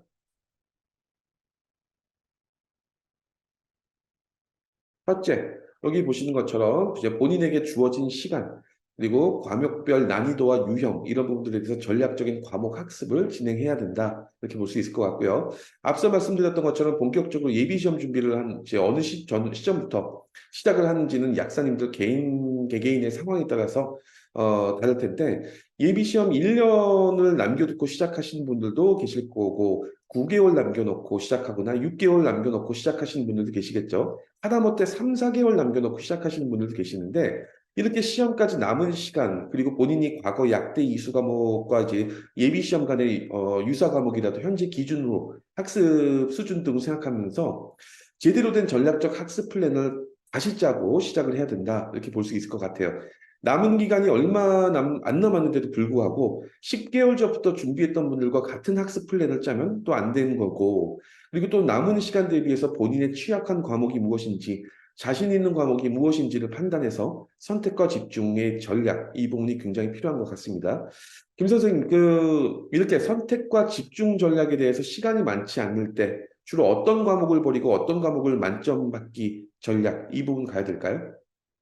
아까 앞서서 좀 설명을 좀 중구난방에 드렸었는데, 아까 말씀드렸다시피 포기해야 될 과목은 좀 정해져 있어요. 뭐 분석과학 정량 파트라든지, 뭐 품질과학이라든지, 이런 것들은 완전한 포기. 그리고, 분석화, 뭐 이제 정성 파트, 그리고 유기화학, 그러니까 합성학 기초, 합성학, 의학과학, 그리고 물리학과 약제학, 뭐 이런 과목들은 한 6, 70%까지 맞출 수 있을 정도로, 그리고 나서 인사 과목들, 약물치료와 양리학, 그리고 예방약학, 예방약학은 단순암기로 빠지게 돼요. 단순암기들은 100% 맞춰야 됩니다. 그러니까 예방약학, 생약학, 그리고 뭐 생화학이라든지 이런 과목들은 90%에서 100%까지 맞출 수 있을 정도로 하면은 이렇게 합치면은 개수가 딱 한 70% 정도 됩니다. 이론적인 합격 개수가. 알겠습니다. 이제 그리고 두 번째, 합격 전략으로서 이제 학원 선택을 잘해야 된다. 이렇게 볼 수 있을 것 같은데, 뭐, 당연한 얘기입니다. 근데 이제 선택의 기준에 대해서 말씀을 드리는 거고요. 우선 이제 지금까지 4년간 독학으로 합격한 약사님들의 숫자가 학원을 통해 합격했던 분들에 비해서는 거의 상당히 적죠. 그래서 결국 합격만 한다면 무엇이 이제 본인에게 가장 좋은 선택이었는지 이제 중요하지 않겠지만, 뭐 그렇겠지만, 학원을 통해서 이제 비싼 비용을 들여서 공부를 하는 만큼 그만큼 여러 가지로 도움을 받으니 이제 합격 가능성은 높겠는데 근데 이제 이런 이슈가 발생합니다. 그렇다면 어떤 기준으로 학원을 선택할 것인가? 이 부분을 한번 보면은 학원을 선택하는 기준 뭐 여러 가지가 있는데 그 이제 학원의 과거 합격대에 대한 레퍼런스가 있을 것이고 이게 가장 중요한 부분이겠죠? 그렇지만 이제 또 어떻게 생각해 보면 뭐 수강생 중에서 50% 이상을 합격시키는 학원은 현재 없습니다. 오히려 50% 이상이 대부분 다 불합격되는 상황이어서 합격률이 높아도 결국 준비하는 약사님 입장에서 본인과 강의가 안 맞는다든가 컨텐츠나 환경이 잘 맞지 않는다면 뭐 그건 당연히 잘못 선택한 부분일 거고요. 이제 내가 노력한 만큼 점수가 나오느냐 아니냐 이제 그게 가장 중요한 부분인 것 같아요. 이제 둘째로 이제 가격도 중요한 요소인 것 같고 또 제공하는 컨텐츠 즉 강의 양이라든가 제공하는 자료의 양 이런 부분도 중요한 부분이 되겠죠. 무조건 많이 자료나 이제 강의를 제공한다고 해서 절대 좋은 거는 아닙니다. 한정된 공부 시간 속에서 컨텐츠가 많아지면 많아질수록 이제 공부해야 될 핵심적인 부분을 가려버릴 수도 있기 때문이죠. 김 선생님은 이런 두 번째 요소에 대해서 어떻게 생각하시나요? 그 양 부분에 좀 드릴 말씀이 있는데, 나는 공부를 미리 시작했으니까 좀 이론 과목들을 완벽하게 이해하고 넘어갈 거야 라는 생각 자체가 살짝 위험해요. 왜냐면은 제가 생각하는 이상적이고 함식의 과목별 공부량은 이해 기준을 위한 그 공부가 단순 암기의 과목의 공부량을 방해하면 안 돼요. 왜냐면은 나는 시간이 1년이나 있으니까 그러니까 뭐 합성학 기초라든지 뭐 물리학학 같은 거를 한 3, 4개월 정도를 뭐 이렇게 투자해가지고 그러니까 단순 암기를 제쳐놓고 내가 투자해가지고 요것만 다 이해해 갈 거야 라고 하게 되면은 사실상 그 3, 4개월은 날리는 시간이 됩니다. 왜냐면은 그 3, 4개월 뒤에 어떤 시작하는 분이 들어와서 단순 암기부터 바로 시작해버리게 되면은 그 출발선이 거의 비슷해지게 돼요. 그래서 공부를 처음 시작할 때부터 단순 암기가 필요한 과목들을 매일매일 공부량을 확보를 하고 그걸 방해하지 않는 선에서 이해가 필요한 과목들의 공부를 해나가는 게 제가 생각한 그 적정량의 공부 양 뭐랄까요? 그 대칭이라고 생각을 합니다. 네, 알겠습니다. 이제 마지막으로 세 번째 합격 전략은 뭐 이제 여기 보시는 것처럼 학원의 인지도 뭐 이런 부분들이 될 것 같아요. 그러면 이제 세 번째 합격 전략으로 최대한 미리 시험 준비 시작 그리고 데일리 학습 과목, 주간 학습 과목 등 뭐 이제 플래닝 이런 것들을 체계적으로 만들어서 진행하는 게 중요한 것 같아요. 여기 보시면은 이제 미리 시작해서 시간을 세이브한다는 건 뭐 지금 방금 말씀드렸는데 데일리 학습 과목, 위클리 학습 과목, 이런 부분들, 이런 것들은 어떤 부분들이고 어떤 식으로 공부해야 될까요? 이거 잠깐 성명 주시겠어요? 김 선생님? 아, 네. 아까도 언급을 좀 드렸었는데, 생활학 같은 경우는 이제 그 100여 개가 있어요. 그래서 그것들을 본인이 할 수 있는 양만큼을 개수를 나눠서 하루에 2개라든지 누적해서 암기를 하셔야 되고요. 합성학 같은 경우는 여기서 제가 아까 뭐 미뤄놨던 설명을 드리면은 합성학 기초 같은 경우는 이론을 공부를 했고 합성학 같은 경우는 합성되는 과정, 열몇 스텝을 공부를 하는데 합성학 구조는 개수가 보통 120개인가 125개인가 아마 그럴 거예요. 그 125개가 하나 합성하는데 보통 10스텝이 넘어갑니다. 그러면 사실상 1200스텝이 넘어가는데 그거를 다 알고 계신 분은 없어요. 네, 사실상. 그 합성학 문제를 어떻게 풀게 되냐? 그 합성학 최종 구조를 암기하게 됩니다. 즉, 약물 이름을 배웠을 때 그 구조가 튀어나오면은 그 구조를 바탕으로, 그러니까 최종 구조를 바탕으로 중간 과정이 딱 나오면은 그 중간체가 보통 1, 2, 3, 4, 5 해가지고 고르는 거거든요. 그런데 여러분들 이게 이제 어떤 예비고사도 국가 시험이기 때문에 예비고사 난이도가 알면은 풀 수 있을 정도의 보기를 줍니다. 막 한두 개씩 조금 조금 바꿔놓는 게 아니라 그래서 최종 구조를 알면은 중간체를 이렇게 고를 수 있게 문제가 나오기 때문에 그 최종 구조를 암기하셔야 됩니다. 네, 그래서 그렇게 매일매일 그 125개가 생각보다 만만치 않거든요. 하루에 2개 정도 누적해서 암기를 하셔야 되고 생화학도 마찬가지입니다. 그 회로들 그리고 생화학 쪽에 아까 문제 보셨죠? 문제 기반으로 설명드리면 어떠한 물질이 부족해지면 어떠한 질병이 온다더라 라는 그 리스트들이 당연히 있어요. 그래서 그 회로라든지 그 질병 리스트 같은 것들을 매일매일 나눠서 본인이 할 수 있을 만큼 나눠서 공부를 하셔야 됩니다. 예방약학 쪽은 또 이제 아까 그 방대한 내용들이 키워드들처럼 쭉 이렇게 강의에 나열이 되어 있어요. 이것도 마찬가지로 데일리 암기로 넣으셔서 공부를 하셔야 돼요. 그래서 아, 네, 그래서 그 내용들을 매일 공부할 수 있는 시간을 확보를 하시고 이걸 먼저 설정해야 돼요. 이론 공부가 더 중요하지 않아요. 이론 공부보다 먼저 설정하시고 남는 시간 안에 그 이론 공부들 시간을 넣으시면 됩니다. 이 아래 같은 경우는 이제 해외 약사님들 사실 실력이 각자마다 좀 차이가 날 수 있잖아요. 나는 임상 과목 중에서 약물치료학을 잘하고 누구는 양리학을 잘하고 누구는 뭐 미생물학을 잘할 수 있고 면역학을 잘할 수 있기 때문에 본인이 생각할 때에 조금 부족하다 한 과목들을 정해가지고 따로 공부 시간을 빼놔서 그래서 위클리 학습 과목이라고 이렇게 넣어 놓았습니다. 네, 알겠습니다. 그럼 오늘 설명의 마지막 순서입니다. 이제 파맥스 2024년 5회 약사 예비 시험 합격 클래스 소개해 드리겠습니다. 이제 프로그램 소개를 해드리기 전에 우선 파맥스 수강생들 중에서 한 분 인터뷰 영상을 잠깐 볼 거고요. 근데 이분은 같은 경우에는 지금 현재 미국 약대 마지막 학년이면서 내년에 나플렉스 시험과 동시에 5회 약사 예비 시험에 도전하기 위해서 지금 미리 선행학습하시는 분이고 또 한 분, 이제 파맥스 수강생 중에서 이번 4회 약사 예비 시험에 합격하신 약사님이 계신데 이제 그분이 4회 시험을 어떻게 준비를 했는지 제가 아까 말씀드렸던 것처럼 직장인이시면서 불과 4개월, 4.5개월 만에 합격하는 수준까지 만들어서 나가신 분인데 이제 그분의 글을 한번 영상을 통해서 한번 잠깐 보겠습니다.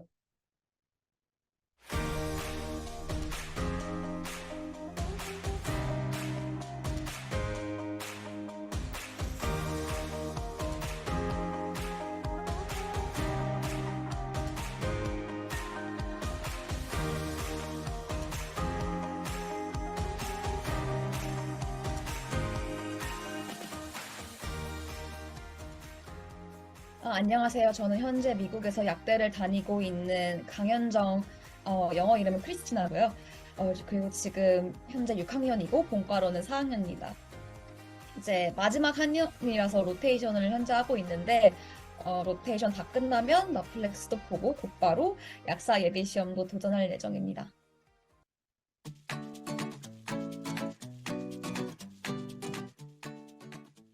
일단 저조한 예비 시험 합격률을 보고 겁이 나가지고 찾아보게 되었는데요. 예비 시험 합격률이 저조한 이유가 미국 약대에서는 배우지 않는 내용들이 많이 나오고 그 양이 굉장히 방대하다는 걸 알게 되어서 미리 준비하는 게 진짜 중요할 거라고 생각해서 이렇게 파맥스와 함께하게 되었습니다.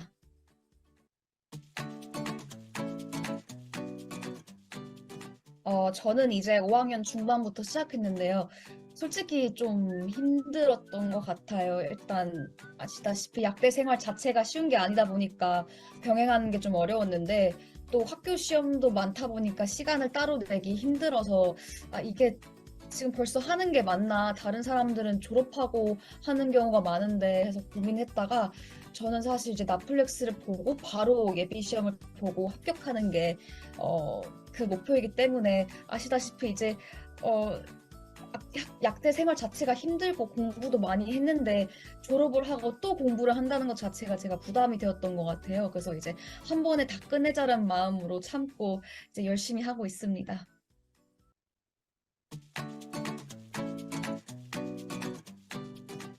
일단 다들 합격률이 낮다는 걸 소문으로 들어서 알고 있는데요. 그리고 일단 영어가 저희가 다 영어로 배웠다 보니까 애초에 혼자서 공부를 할 수 있을까에 대한 걱정도 많이 하고 있는 것 같아요. 이제 특히 또 미국에서는 아예 안 배우는 과목도 예비 시험에 많이 나온다는 얘기를 들어서 다들 애들이 생각하기에 한국에 가는 가장 큰 장벽이 예비 시험이라고 생각하고 있어요.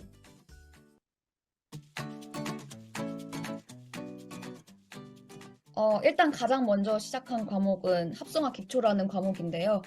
제가 이제 처음 시작할 때 아시다시피 과목이 되게 많아서 어디서부터 시작할지 감이 잘 안 잡히더라고요. 그래서 이제 제 전담 멘토분을 붙여주셔서 오리엔테이션을 했는데 이제 제 전담 튜토님께서 생소하고 그리고 저한테 생소하고 약간 좀 이론적인 과목을 먼저 시작하는 게 좋을 것 같다고 하셔서 이제 이 과목을 먼저 듣게 되었는데 제가 알기로도 이 과목은 미국에서는 배우지 않는 과목이고 또 유기화학이랑 관련이 있는 과목인데 제가 이제 유기화학을 들은 지 4년이 넘어가다 보니까 기초적인 내용마저도 기억이 가물가물했던 상태였거든요. 그리고 영어도 한국어로 되다 보니 익숙하지 않아서 처음에는 내용을 이해하고 받아들이는데 조금 시간이 걸렸는데 이제 튜터님께서 기초적인 부분도 잘 설명해 주셔서 지금은 이제 많이 익숙해진 상태입니다.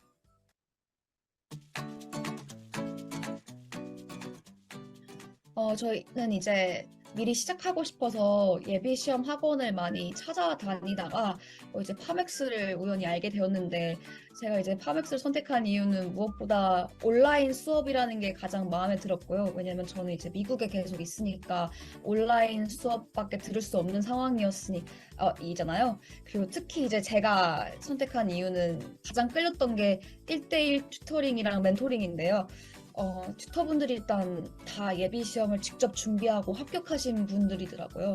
그래서 이제 직접 준비하고 합격하신 분들이니까 이 시험에 대한 이해도가 누구보다도 높으실 거고, 또 어떤 거를 중점적으로 공부해야 하는지를 잘 아시는 분들이신 것 같아서 일단 믿고 선택하게 되었던 것 같아요. 그리고 무엇보다 자료들이 직접 공부하실 때 썼던 자료들을 바탕으로 만들어졌다고 들었거든요. 그래서 약간 뭔가 전교 1등의 노트로 공부할 수 있는 기회라고 생각해서 되게 끌렸던 것 같아요.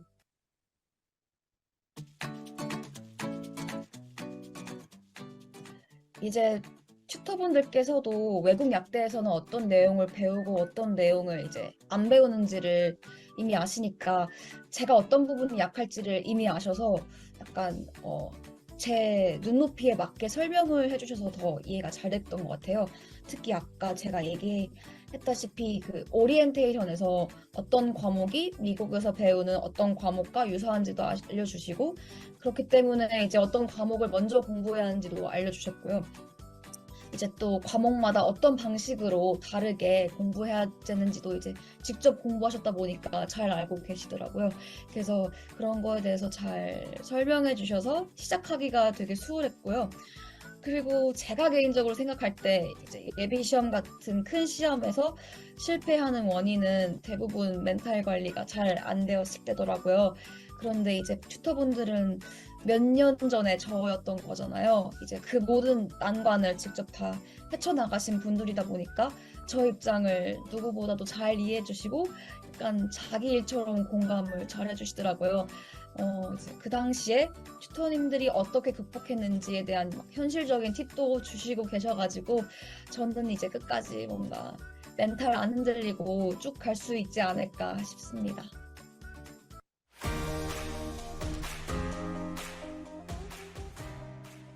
제가 또 3X의 다른 장점을 이제 얘기하고 싶은 거는 이제 그 인강 자체인데요. 제가 이제 인강을 들어보고 있는 입장에서 볼 때 그 인강을 듣기 전에는 이 방대한 양을 언제 1년 안에 공부할 수 있을까에 대한 걱정이 되게 많았는데 튜터님들께서 이 방대한 양을 예비 시험이 나오는 중심으로, 그러니까 중요한 것을 중점적으로 알려주시더라고요. 그래서 이 시험에 대한 부담감을 줄여주시는 게 너무 좋았던 것 같고요. 양은 이제 적정하지만 대신에 꼭 알아야 하는 것들을 다 커버해 주시다 보니까 이제 일석이조가 아닌가 싶습니다.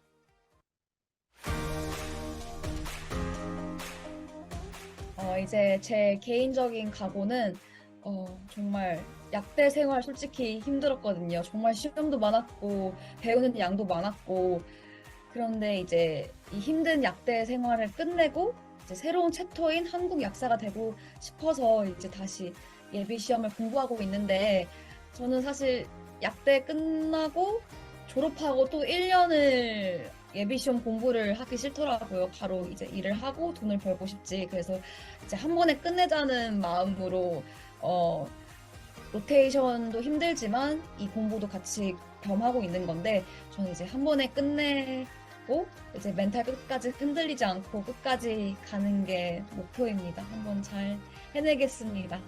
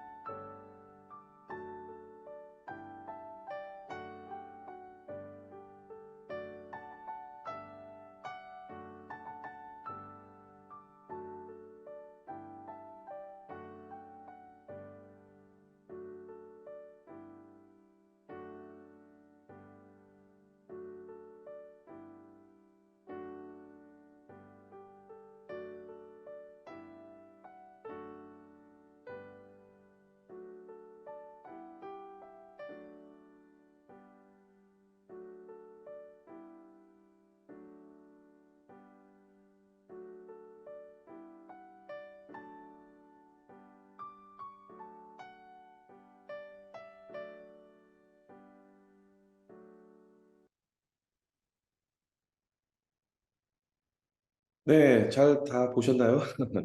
파맥스 이제 다음 슬라이드 넘어가겠습니다. 예비 시험 저희 그 프로그램에 대해서는 네 가지 형태로 이렇게 구성이 되어 있습니다. 예비 시험 모든 과목에 대해서 인강 프로그램 그리고 이제 파맥스만의 특징이죠. 1대1 개인 튜터링 프로그램이 있고 세 번째로 인강과 1대1 튜터링 이외에 이제 밀착 관리 시스템이 있습니다. 그리고 마지막으로 1대1 멘토링 프로그램 이렇게 있고요. 먼저 인강 프로그램부터 잠깐 보시겠습니다. 파맥스 인강 프로그램의 특징은 여기 이제 보시면 아시겠지만 이제 과목별 인강 전용 제작 그리고 데스크탑이나 모바일 태블릿 지역 관계없이 온라인 학습이 가능하다 이렇게 볼 수 있을 것 같고 두 번째는 이제 과목별 필수적이고 핵심적인 부분 위주로 정리를 했다. 그래서 약 총 250여 강 정도의 시험으로 합격자까지 배출했다. 그리고 마지막 세 번째로 인강에 연결된 수업 자료도 역시 이제 저희는 양보다는 질적인 면을 선택을 해서 이번 사회 시험에도 굉장히 많이 여러 문제들이 적중했다 이렇게 볼 수 있겠습니다.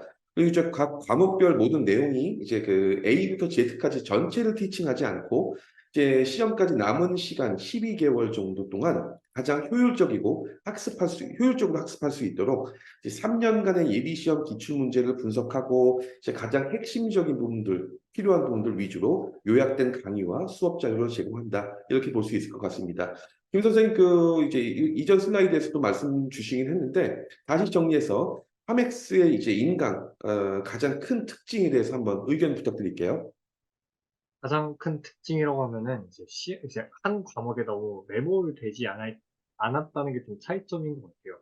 아까 말씀드렸다시피 그 공부량을 저희가 강의로 좀 조절을 해 놓고 있는 거죠. 암기 과목들을 이만큼도 공부를 해야 되는데 지금 솔직히 심적으로 불편하잖아요. 강의가 이만큼 쌓여 있어요. 그래서 그 부분들은 전부 다 뺐습니다. 그러니까 개인적으로 느끼기에 저도 그 교수님 어차피 그 출제진이 거기기 때문에 그 교수님 밑에서 제가 대학원 생활도 하고 있고 이분들이 어떤 걸 중요하게 생각하시는지 느낌이 사실 느껴져요. 그래서 요거는 시험에 절대 안 나올 거다. 요건 필요 없다는 거를 좀 이름을 못 자른 거죠. 그 파트들은 그렇게 잘랐기 때문에 좀 더 컴팩트하고 짧은 강의로도 커버가 된다라고 생각이 됩니다. 시험. 알겠습니다. 네, 그러면 말씀드렸던 건 저희 이제 파맥스 인강 중에서 가장 핵심적인 과목들에 대해서 인강 하이라이트를 잠깐 좀 만들어 봤어요.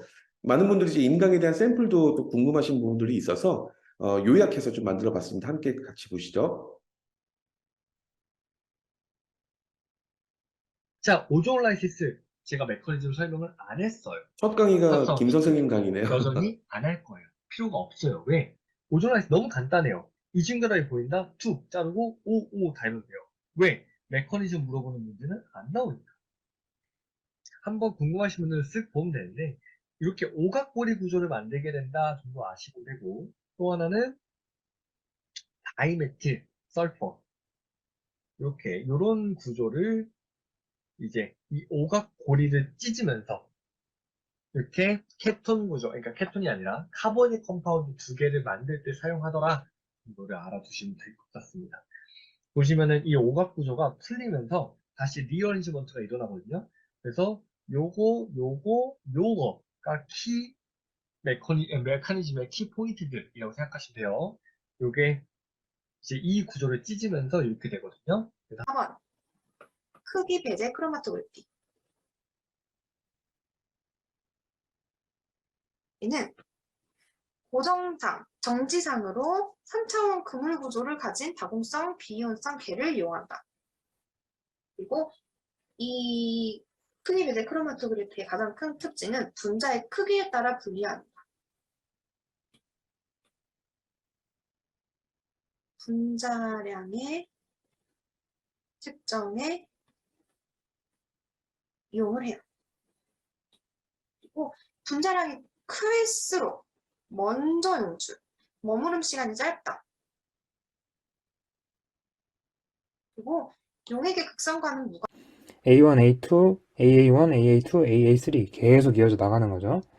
자, 이게 이제 연장입니다, 연장. 자, 그러면 이거를 문장으로 확인을 해보겠습니다. 문장으로 확인하기 전에 암기를 한번 보겠습니다. 두 번째, 여기 연장 쪽인데 자, 연장. 연장에서는 이렇게 외웁시다. 모두 이동해 성장하자. 모두 이동해 성장하자. 투지를 발휘해 성장합니다. 얘네는 투지를 발휘해 성장해. 투지에 투지. 투지를 발휘해 성장한다. 투는 tRNA A 자리 결합. 3기 말부터 4기까지. 이때는 수술로 짓지 않아요. 스테이지 4기는 이미 다른 곳에 전이됐다고 보거든요. 그래서 이때는 백금제제 플러스 여기다 적혀있던 히마티나 베이스드 케모 플러스 이제는 생물학적 의약품으로 들어가는데 통째 의약품 베바시즈막, 세투ක්시막을 사용을 합니다. 그리고 엘로티닙, 알파티닙, 클리조티닙 여기다가 더 필기를 해주시면 게피티닙까지.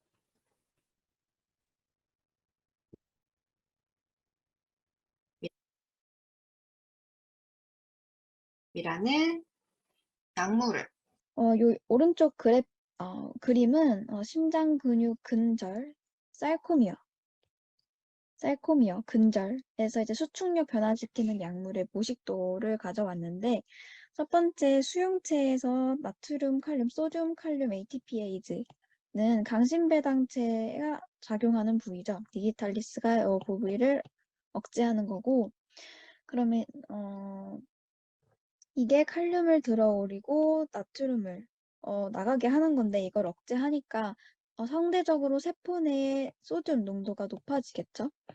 그러고 옆에 NCX는 나트륨 농도 9배에 의해서 칼슘이 펌프질해서 나가게 하는 건데 나트륨의 농도 9배가 자, 우선 기초 메커니즘입니다. 알파 서비스티션. 제가 그 일전에 말씀드렸었죠. 카보닐에서는 세 가지로 크게 그러니까 반응 과정이랄까요? 반응 타입을 정의할 수 있다고 보시면은 리빙 그룹이 있을 때 첨가되고 올라갔다, 뉴클리오파이드이 첨가되고 올라갔다 내려오면서 리빙 그룹이 바뀌는. 자, 두 번째는 첨가가 되고 나서 올라갔다가 가만히 리빙 그룹이 없어서 이렇게 되는 경우. 자, 세 번째는 베이스를 써서 이 H를 뜯고 산성도가 왜 있는지 이제 더 이상 언급하지 않겠습니다. 산 말로네이트산 경로인데요. 그래서 견우자, 수지배당체인 견우자 생략부터 이제 순서대로 알아볼게요. 견우자 생략부터 시작을 하면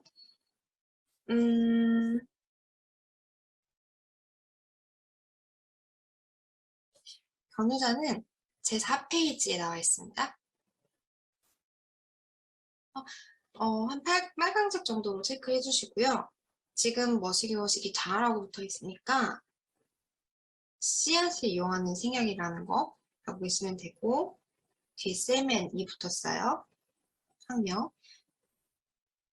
화명을 암기해 주시고 제2법칙은 반응이 자연적 또는 자발적인 방향으로 일어나는지 여부를 결정하는 척도를 제공한다. 그러니까 우리가 어떠한 반응을 보내고 싶을 때 그 반응이 자기 혼자 가게 될 것인지 아니면은 인위적인 조작이 필요한지 이런 것들을 계산할 수 있는 그런 툴이라고 보시면 됩니다. 도구라고 보시면 되고요. 그러기 위해서는 우선 이 델타 S 엔트로피라죠, 엔트로피. 무질서도라는 개념을 알고 있어야 합니다. 무질서도. 그러니까 무질서도라는 건요, 저희가 이 개념을 이해하기 위한 그런 어떤 이미지적인 내용이라고 보시면 되고요. 이 수학적으로는 열당,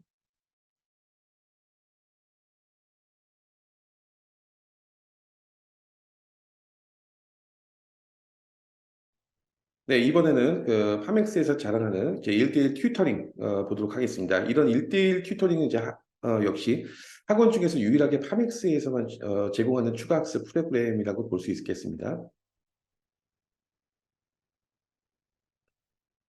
이제 여러 학생들이 파맥스에서 상담을 할 때, 이제 이 튜터링 프로그램에 대해서 처음엔 잘 이해를 못 하시거나 조금 잘못 생각하시는 경우도 좀 많이 있었습니다.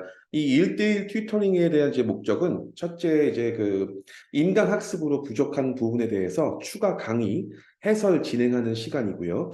앞서 말씀드렸듯이 이제 파맥스의 인강이 중요한 섹션 위주로 주로 압축되어 있는 부분이다 보니까 인강을 보면서 이제 이해하기가 어렵거나 전혀 모르겠는 부분에 대해서 그냥 넘어가지 말고 튜터링을 통해서 선생님의 해설과 추가 설명 그리고 완벽하게 이해하는 과정이 꼭 필요하겠습니다. 이제 꽤 많은 약사님들이 이해가 어려우면 이제 암기로 보통 해결하는 경우도 많이 있는데 그래서 이제 튜터링을 통해서 완벽하게 마스터하고 넘어가야 된다. 그 둘째, 학습 시에 이제 발생하는 질문에 대해서 답변, 해설 외에도 이제 튜터 선생님하고 대화를 통해서 해당 과목에 대해서 이제 공부 방법이나 진도 체크, 그리고 이제 학습 계획, 이런 부분들에 대해서 같이 의논하면서 나가는 시간이라고 보겠습니다. 말씀드렸죠? 저희 튜터 선생님들 대부분이 과거에 이제 여러분들하고 동일하게 예비 시험을 준비했던 경험이 있으시고, 이제 또 본인만의 학습 플랜 등에 대해서 만드셔서 합격까지 이루셨던 분들이기 때문에, 이제 그분들만의 노하우가 있죠. 그래서 이제 그런 부분들을 설명드릴 수 있고, 마지막으로 튜터링을 이제 원하는 시간대에 최대한 파맥스 튜터 선생님들이 맞춰주시는 형태입니다. 물론 매주 튜터 선생님들이 이제 튜터링 가능 일정 중에서 수강생들이 선택하고 예약하는 형태지만 이제 최대한 이제 수강생들이 선호하는 시간대 위주로 튜터링을 진행하고 있기 때문에 직장을 다니시는 분들도 뭐 밤에 아니면 주말에 이렇게 그 튜터링을 편하게 좀 하실 수 있지 않겠나 이렇게 보기 있습니다. 김 선생님께서는 이미 저희 학생들 이제 튜터링을 진행을 해 오셨는데, 이제 튜터링에서 주로 학생들이 질문하고 어떤 부분들로 이루어지고 진행이 되며, 이제 김 선생님 보실 때 튜터링이 이제 학생들에게 얼마나 이제 도움이 될까요? 우선 그러니까 이런 국가 시험류들을 준비할 때 제일 무서운 게 불안함이잖아요. 그러니까 내가 잘 가고 있는 건지 알려주는 사람이 없으면은 이 정도만 공부해도 되나라는 불안함이 있어요. 왜냐면 어떤 과목들도 100% 공부하기가 사실상 불가능하거든요. 모든 이 17과목들이 한 4년 혹은 6년에 걸쳐서 공부하는 과목들인 만큼 그래서 요것까지만 해도 될까요? 라는 질문에 저희가 확답을 드릴 수 있다라는 게 좀 장점인 것 같아요. 거기서 좀 안정감을 많이 얻으셨었고, 일단 합격생 분께서는. 그리고, 좀 순간순간에 공부하면서 오는 그 스트레스를 좀 푸는 창구 역할도 했었던 것 같습니다. 뭐, 당연히, 강의 관련 질문들이라든지, 뭐, 문제 관련 질문들은 그건 당연한 거고요. 그 면에서 장점이 있지 않을까 싶습니다. 알겠습니다. 그러면 이제 저희 프로그램 세 번째 밀착 관리 시스템 한번 보겠습니다. 다음 달이죠. 8월부터 내년 2월까지 각 과목별로 이제 저희가 여기 보시는 것처럼 커리큘럼을 운영합니다. 물론 저희 과목별 이제 인강과 수업 자료는 이제 모두 준비가 완료되어 있기 때문에 수강생분들 이제 등록 즉시 본인이 희망하는 어떤 과목이든 인강 학습이 가능합니다. 이제 시작할 수 있는데 이제 이런 수강생들 중에서 본인이 직접 과목별 월별 학습 플랜을 직접 만들어 나갈 수도 있는데 학원에서 월별로 시험 전까지 학습 커리큘럼을 만들어주고 이에 대해서 맞춰 나가기를 희망하는 학생들도 있죠. 그래서 파맥스에서 8월부터 내년 2월까지 여기 보시는 것처럼 매월 과목별로 하나씩 완료해 나가는 형태의 프로그램입니다. 그래서 매월 해당 과목에 대해서 월 2회씩 라이브로 줌 라이브로 해당 과목에 대해서 실전 문제를 배포하고 그 문제들에 대해서 저희 튜터 선생님들이 해설 강의를 진행하는 시간이죠. 해설 강의 진행 시에 이제 참여하시는 분들은 자유롭게 질문뿐만 아니라 참여한 다른 약사님들하고도 같이 토론할 수 있고 정보도 교류하고 의견도 제시하는 뭐 귀한 시간인 거라고 보면 되겠습니다. 그래서 8월부터 11월까지는 이제 약사님들이 생소하거나 가장 어렵게 생각하는 과목들 위주로 커리큘럼이 진행이 되고 12월부터 2월까지는 약사님들이 좀 더 친숙하게 이제 친숙도가 좀 높은 과목들 위주로 세팅이 됩니다. 김 선생님 그 8월부터 2월까지 이제 인강 1회 독후를 하는 시간인데 월별로 이제 이런 식으로 해서 과목들을 배치한 이유가 제가 말씀드렸긴 했는데 다시 한번 말씀 주시겠어요? 네, 우선 그러니까 뭔가 심리상 느껴지게 공부를 할 때 내가 생소한 과목들이 남아있는데 시험 날짜가 다가오면 사실 불안해지잖아요. 그래서 그런 이론 기준들, 그러니까 이해가 필요한 과목들을 앞쪽에 좀 배치를 했습니다. 그리고 상대적으로 친숙한 과목들을 뒤에 배치를 해가지고 또한 그 친숙한 과목들은 여러분들이 가지고 있는 개개인의 실력마다 조금씩 유동적으로 바꾸셔도 상관은 없어요.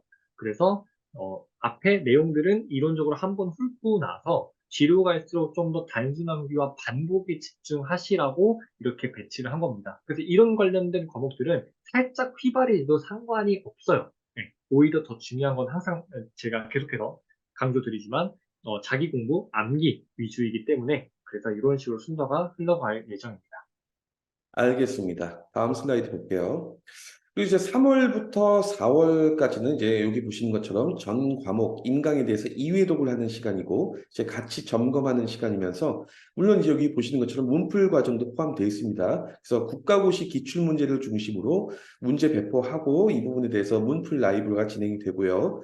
5월 달과 6월 달에는 이제 내년이죠. 전 과목 3회독, 저희 인강 3회독, 그 다음에 6월까지 4회독을 같이 하게 되고, 6월 마지막에는 이제, 저희 쪽에서 제공하는 파이널 모의고사 2회분, 이 부분도 같이 풀면서 점검하고 또 라이브 갖는 이런 시간을 갖게 됩니다.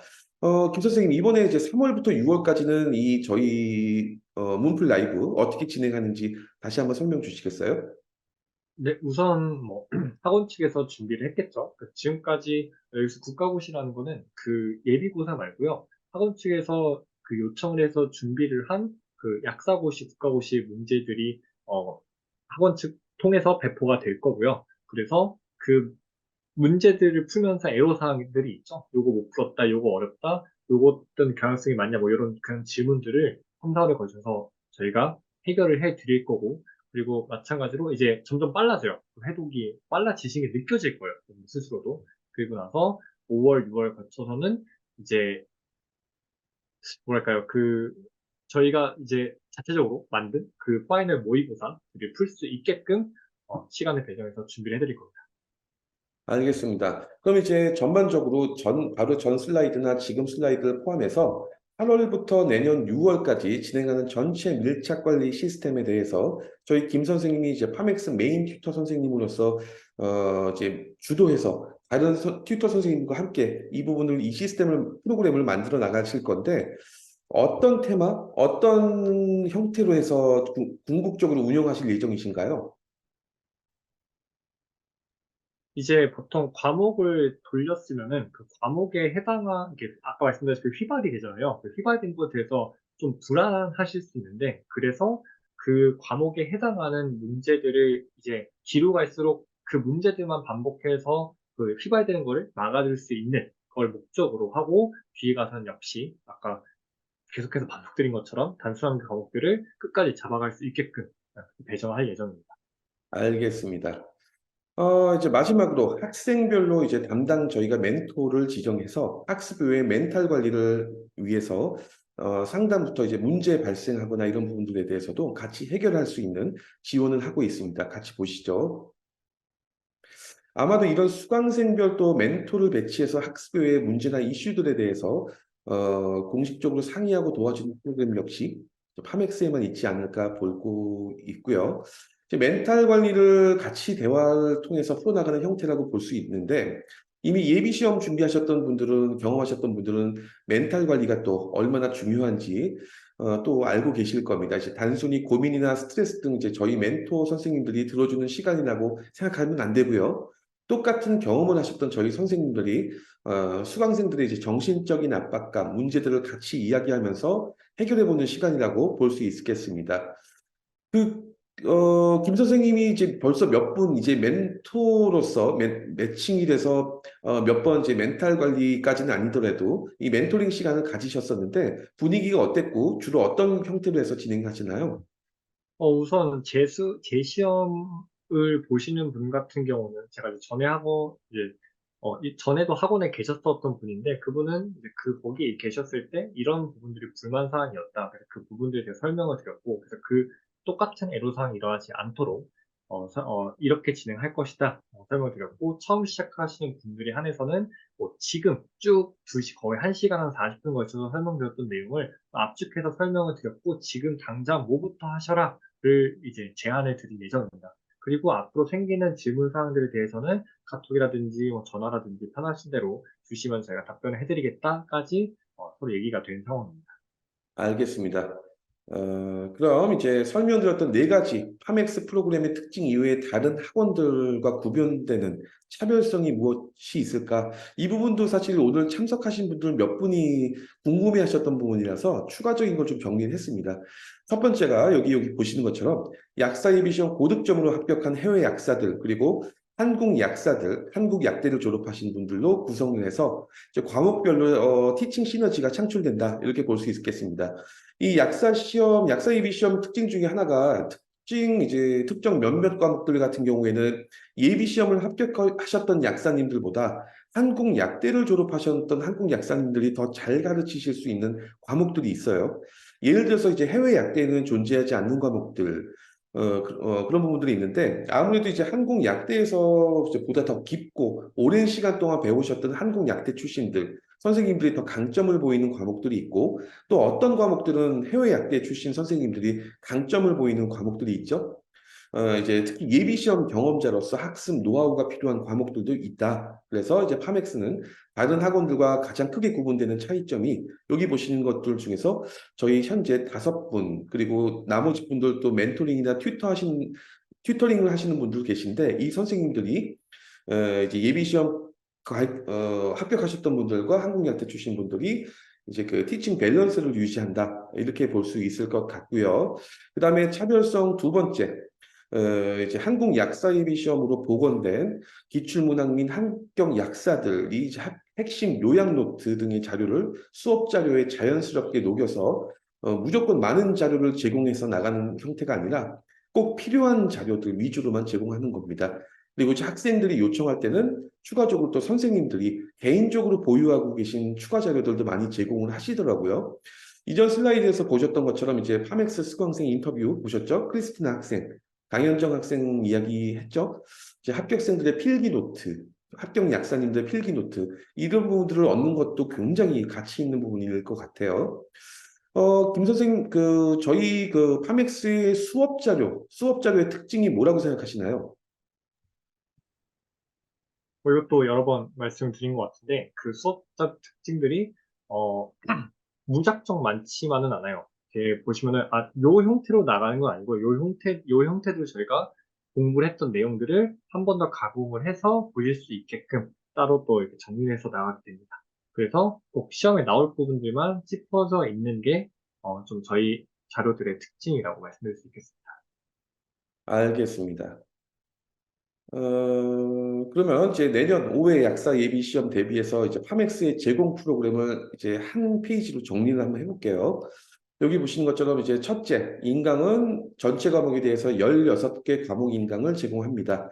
파맥스에서 이제 예를 들면, 다른 곳에는 아마 없을 걸로 알고 있는 생약, 약국 실무, 약무행정까지도 인강을 제공하고, 이제 아까 이제 김 선생님 말씀하신 것처럼 이런 과목들은 거의 만점을 최대한 받아야 되는 것들이고 암기 과목들인데 생각보다 암기가 어렵죠. 그래서 인강을 통해서 암기 요령 이런 부분들도 정리해드리고, 그리고 이제 1대1 튜터링은 총 30회 내년까지 제공합니다. 충분히 넉넉한 양이기 때문에 조금이라도 이해가 안 가는 부분이나 벽에 부딪히는 부분이 있으면 선생님 통해서 학습 플랜을 재조정하거나 상담이 필요할 때 언제든지 사용할 수 있습니다. 그리고 이제 세 번째, 여기 보시는 것처럼 밀착 관리 시스템, 또 방금 말씀드렸죠, 문플 라이브. 이제 8월부터 매월 2회씩 거의 24회 정도 될 것 같아요. 그리고 마지막으로 내년 6월에, 금년 6월에도 진행했지만, 시험 전에 이제 파이널 모의고사 2회분이 진행이 된다. 그리고 이번 파이널 모의고사에도 이번에 실제 출제 문제를 좀 적중한 부분들도 있었고요. 이제 그 외에 이제 담당 멘토가 배치되면 또 이제 멘토링 경우에는 횟수 제한 없이 언제든지 이슈가 있으면 멘토와 상담 및 대화가 가능하다, 이렇게 볼 수 있을 것 같고요. 그다음에 이제 궁극적으로 프로그램 가격에 대해서는 오늘 설명회가 종료된 뒤에 별도로 1대1 상담 통해서 이제 확인해 보시면 되겠습니다. 마지막으로 이런 슬라이드를 하나 추가했는데요. 이제 파맥스 프로그램의 특징들 중에서 해외 약사님들에게 특히 이런 경우에 잘 맞을 것 같다. 이런 부분을 정리를 해봤는데, 첫째, 이제 과거 약사 예비 시험 불합격해서 이번 5회 약사 예비 시험에 재도전하는 해외 약사님들. 이제 과거 예비 시험을 준비한 약사님들이 이제 기본적으로 자료도 있고 지식을 어느 정도 갖춰놨는데, 그러한 약사님들이 파맥스에서는 이제 저희 김 선생님 같은 저희 튜터 선생님과 같이 불합격의 원인을 한번 확인해보고 진단하고 그것에 대해서 또 합격 전략에 대해서 같이 이야기를 하고 수립을 해보는 과정을 진행합니다.